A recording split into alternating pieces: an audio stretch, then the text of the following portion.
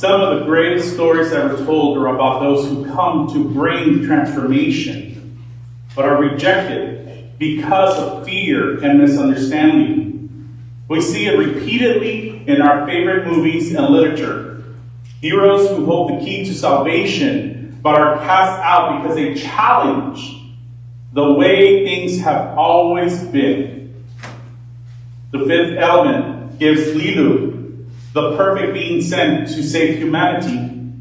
But when she sees the violence and destructions of the world, she nearly gives up, questioning if humanity is even worth saving. Ask yourself, are we worth saving at this moment? Howard tells the story of a boy with supernatural gifts, a being of light, rejected and feared because he is different. In X-Men, we see mutants, individuals with incredible abilities, who could be heroes, but are persecuted simply for existing. These stories resonate with us because they reveal a more profound truth. Humanity often rejects what it does not understand, especially when that something focuses us to see the world differently. Jesus faces the same rejection in today's gospel. We find him in his hometown of Nazareth, standing in the synagogue, declaring that Isaiah's prophecy has been fulfilled in him. At first, the people are amazed. They speak well of him, marveling at his words. Imagine similarities in where something, let's say your church, things are being done where you like it. You're comfortable. You're like, oh, this is awesome. But the moment things start shifting, oh, forget it. Some of you are guilty of that. I've been guilty of that in other scenarios. Things are going my way, so I'm comfortable. I'm happy. But when things start shifting, for whatever purpose, you don't like it. See, nevertheless, admiration quickly turns to anger when Jesus refuses to conform to the expectations.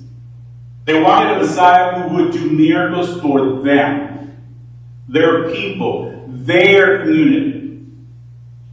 Instead, Jesus reminds them of God's history, a history that includes blessing outsiders, like the widow in Zarephath and Naaman, the Syrian. This was too much for them to bear. Their excitement turns to rage. How dare he? How could this man, whom they have known since childhood, speak of God's love extending beyond their circle? Similarly to a bishop asking to be kind and compassionate to people. And so they drive him out, attempting to throw him off a cliff. See, I saw a video clip not too long ago where they asked a couple, what would you do if Jesus came into our country today? Can you guess the response? Well, as long as he was documented, then we'd be okay with it. These were self-proclaimed Christians. How in the hell are you going to ask that? If you know this is Jesus, would you honestly say, well, Elaine, I believe it's Jesus, but does he have his documents? And Elaine would probably not react very well. Maybe throw a purse at me, right? Or a shoe. Think about that. If someone is proclaiming to be a Christian and they're asked if Jesus was coming in right now, would you allow? Well, if you had his documents, is that what he preached on? See, this was too much for them to bear. Their excitement turned to rage. Rejection is a powerful force. It is often fueled by fear, the fear of losing control, having our worldview challenged, and discovering that God is bigger than the box we have placed him in.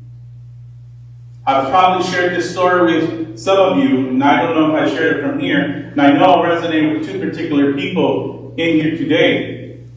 But in a church that is no longer open, their leadership locked out the pastor upon his return from vacation because he provided pulpit supply of a pastor who preached being compassionate, love, and care in a very radical way. Is that not similar to that question? What would you do if Jesus was to come into our country today? Think about that. Would you be one of those folks who locks out the pastor? Literally locks out the pastor because you just were not happy with that pastor who came to preach. Preach a message aligned with Jesus.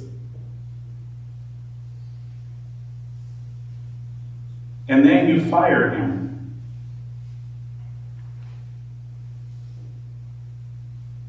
Think about that for a moment. That's basically what they're doing to Jesus. They said, oh, no, we liked it up to that point. We loved it that you were blessing Laura. But she brought a friend, and now you're saying we have to extend that love to her friend too? That's just too much. See, at that point, you might lose Laura too. Because Laura came with that friend and encouraged her, said, hey, come with me to church today. You know, they're loving, compassionate community. They're like, oh, hi, nice to see you, Laura. Who's that? And not who's that in a nice way, like Elaine usually does, where it's like, hi, how are you? And we have to remind some of you that we can't all crowd the new people, just a few at a time. We know Elaine's one of the ones that will go for that hug. But what would happen if then Elaine went and just ignored that person? Sorry, I'm picking on you today, Elaine. You're my line of sight. What would happen? That person might not come back with Laura. And Laura may be very disappointed at someone that she's grown up with knowing, that I know she cares about and knows very well, would be a turnoff. Say, I can't believe Elaine did that today. Now we know Elaine wouldn't do that. She'd do the total opposite. Well, who is this, Laura? And chit-chat with that person. Why? Because we saw it with Mandy even before Mandy was here in person. See, remind you, rejection is a very powerful force. It's often fueled by fear. The fear of losing control, having worldview challenged, discovering that God is bigger than the little box that we're in. The people of Nazareth could not accept that Jesus was more than the son of Joseph. They could not fathom a God who was not exclusively theirs. We still hear that message today. My God. Is it just your God? Or is it our God? And do we have to address God by the name that we say? Or is there room for others to address God in whatever form that they choose to do so?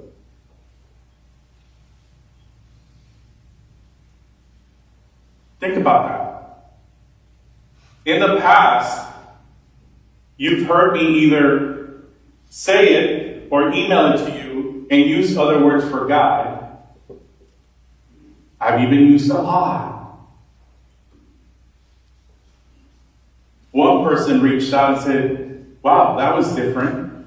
And didn't say it in a negative way. Because they recognize that is just another name for God. but we don't typically use it in this faith practice. And why is that important to recognize? Is that we don't have a monopoly on God. Christianity, Jesus, is not a U.S. ownership. How often do we do the same? Where instead of embracing the transformation Jesus is offering, we seek to silence the change.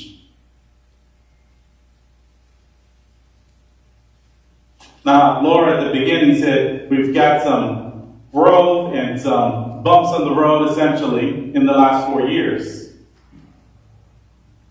But think about that. How many of you are still here? And maybe haven't agreed with 100% of the changes, but understand why they have to be done.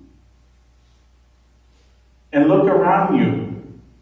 Look at how many more people are in here today. Have you noticed in the bulletin the numbers? Compared to maybe a year ago or 2 years ago, how many were here on Sunday mornings? If you haven't, I encourage you to start looking at that number in the bulletin. Think about that. How frequently do we resist transformation because it is uncomfortable? Because it challenges the way we have always seen things. How often do we, like the people of Nazareth, want Jesus on our terms to perform for us, to serve our needs, while ignoring the radical message he brings? The truth is, Jesus is not here to meet our expectations. He is here to transform us, to transform the world. And that is not always easy to accept. But transformation is precisely what he calls us to. The fifth element reminds us that salvation comes through love. Love that sees beyond brokenness and chooses to save anyway. In the film, Lilo, overwhelmed by the darkness of humanity, hesitates to complete her mission. She wonders if humanity is even worth it. If you've seen the movie, you'll remember that scene where it's literally seconds to where she has to do something or not. And if she doesn't, that is the end of humanity. And she literally questions, why should I do this? Look at all the ugliness that has been done. But in the end, love gives her the strength to act.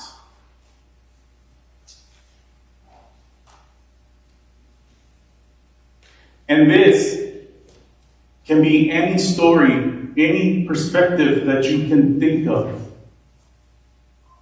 See, but Friday, 2 days before his birthday, comes home and says, Daddy, I have to tell you something. I said, what?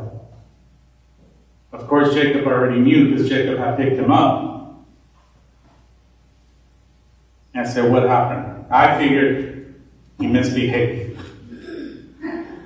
I was like, here we go. I'm like, 2 days before his birthday, we're going to have to do an exception. And it wasn't that. I'm proud of that little man because he takes things in a way that he holds himself strong. And he said, Daddy, I'm done. And he does a little adult mimicking. And I'm like, and Jacob's letting him finish. I said, what do you mean you're done? I'm just done with something. I said, what do you mean? He goes, well, during lunch, these boys came up to me and they were just making fun of my daddy and my papa. They were just saying that I should have a mom and a dad.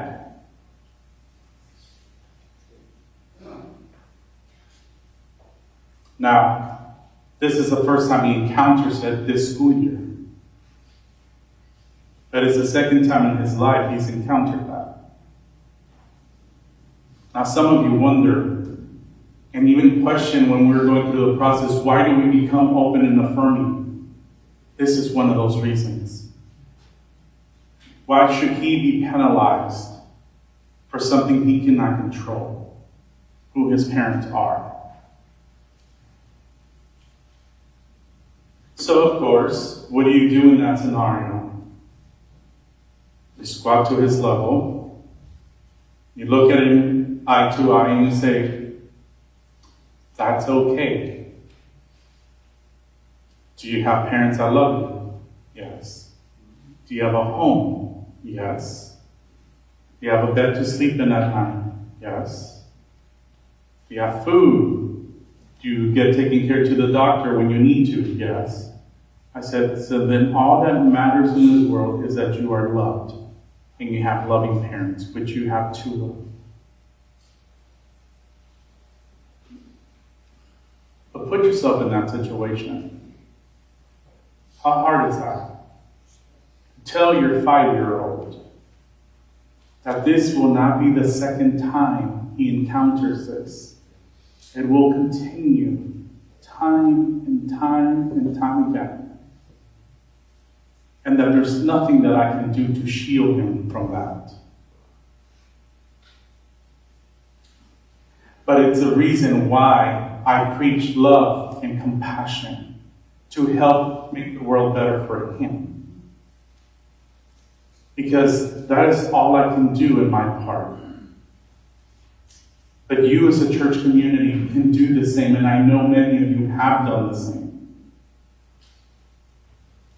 But what do? Your heart breaks. And you see his little jaw jittery with watery eyes. And you just hold him tight at the end and tell him, it's okay. Basically telling him, you have to grow a thicker skin. See, powder also presents a vision of transformation, a boy rejected because he is different, yet one who carries an unshakable connection to something greater, something divine within him. And though he is cast out, his presence changes the lives of those around him. Jesus too was rejected. His own people tried to kill him before his ministry had truly begun. He then did not let rejection stop him. He walked through the crowd untouched and continued his mission. He continued to heal, teach, and love, knowing that rejection would follow him to the cross. But even then, love had the final word. And so, we must ask ourselves, where in our lives are we resisting transformation? Where are we rejecting Jesus because his message challenges us? Where is God calling us to love beyond our comfort zones? It is easy to follow Jesus when he tells us what we want to hear. The test of discipleship is whether we follow him when he calls us to do something greater, something more complex, when he calls us to radical love, mercy, justice, and seeing that God at work in places we never expected. The people of Nazareth missed their moment of transformation because they were unwilling to see beyond their expectations. We must not make the same mistake. And I know that Christ's church, and through some of the growing pains we've had together in the last 4 years, is still here. Because you have seen the work that we're doing together. Jesus is strolling through the crowds, still moving among us, calling us to love more immensely than we can imagine.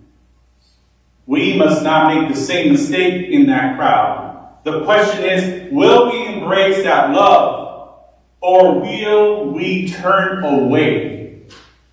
May we have the courage to follow Christ, even when the road is difficult. May we allow his love to transform us, even when it challenges everything that we know. And may we, like Lilu, like powder, like so many understood heroes before us, recognize the power is not found in our force or control, but in love that refuses to be limited.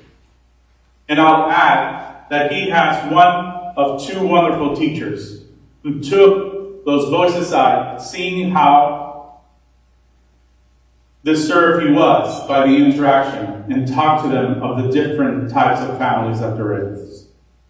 One has a mom, one might have only a dad, or a grandma, or grandpa. See, you have the power to make that transformation. The teacher could have just ignored it, and she didn't. Let us pray.